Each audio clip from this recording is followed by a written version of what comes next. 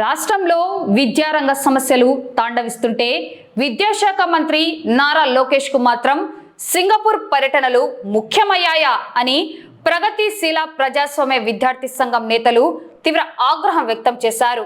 విద్యారంగ సమస్యలను తక్షణమే పరిష్కరించాలని, లేని పక్షంలో మంత్రి పదవికి లోకేష్ రాజీనామా చేయాలని వారు డిమాండ్ చేశారు.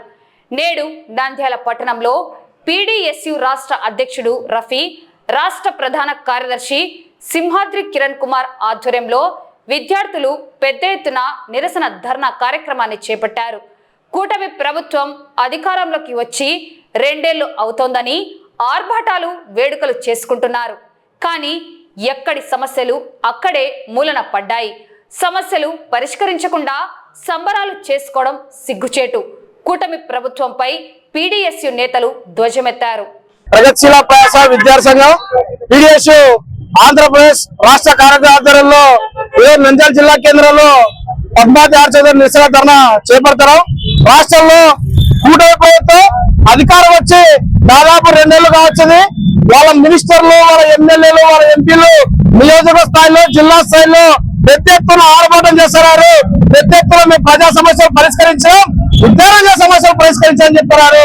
వాళ్ళ కొద్దిగైనా సిగ్గుందని చెప్పి పీడీఎస్ విద్యార్థి సంఘాలు ప్రశ్నిస్తారు.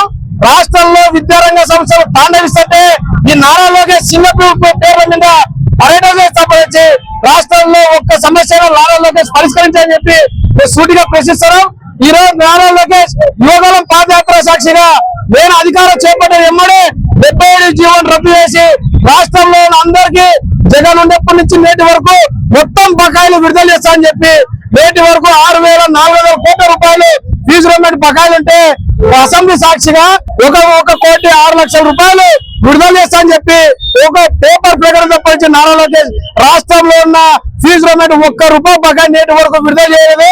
అదేవిధంగా మన ప్రభుత్వ పాఠశాలల్లో ఏదైతే పెరిగిన ధరలు అనుకూలంగా కాస్మెటిక్ మెచ్చాలు చేయాలని డిమాండ్ చేస్తారు.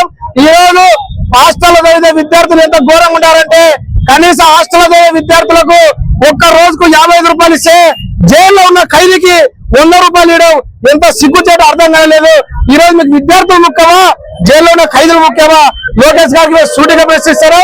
ఇప్పటికైనా రాష్ట్ర వ్యాప్తంగా విద్యారంగ సమస్యలు పరిష్కరించాలి. ఈ నారా లోకేష్ పరిష్కరించే పక్షంలో తక్షణమే రాజీనామా చేసి బహిరంగంగా రాష్ట్ర ప్రజలకు క్షమాపణ చెప్పాలని తెలియజేస్తున్నాం.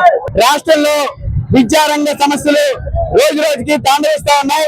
రాష్ట్రంలో మంత్రి నారా లోకేష్ గాలి పర్యటన చేస్తుంది తప్ప విద్యారంగ సమస్యలు ఎక్కడా కూడా పరిష్కరించలేకపోయిన పరిస్థితి మనం చూస్తా ఉన్నాం. పంచవర్ష ప్రణాళిక గురించి ఈ రోజు తెల్లారు వేస్తే మంత్రి నారా లోకేష్ మాట్లాడుతూ ఉన్నాడు. అదవానికి చిత్తశుద్ధి ఉందా అని చెప్పి ఈ సందర్భంగా చెప్పదలుచుకుంటా ఉన్నాం. రాష్ట్రంలో 6,450 కోట్లు పీజీ రియంబర్స్మెంట్లు, స్కాలర్షిప్లు పెండింగ్ లో ఉంటే కనీసం మాట్లాడే నువ్వు ఈ రోజు విద్యాశాఖ మంత్రిగా ఈ రోజు ప్రచార ఏర్పాట్లు చేసుకుంటా ఉన్నావు. తెల్లారు వేస్తే ఈ రోజు ప్రభుత్వ పాఠశాలలో చదవాలని చెప్పి చెప్తా ఉన్నావు. కానీ రాష్ట్రంలో 10,000 పాఠశాలలో కనీసం మంచినీరు సౌకర్యం లేదు. 15,000 పాఠశాలలో కనీసం ఈ రోజు ఎటువంటి సదుపాయాలు లేకుండా ఈ రోజు నడుస్తా ఉన్నాయి. రాష్ట్రంలో ఈ రోజు ఇప్పటికే ప్రత్యేక డిఎస్సీ అని చెప్పి మాటలు కోట్లు దాటుతూ ఉన్నాయి, ఆచరణ గడప దాటలేదు ఈ రోజు అని చెప్పి చెప్తా ఉన్నాం. రాష్ట్రంలో నిరుద్యోగులందరూ కూడా 3,000 నిరుద్యోగ గుర్తిస్తానని చెప్పి నిరుద్యోగులందరూ కూడా ఈరోజు వల్లకాటికి పంపిస్తా ఉన్నాం.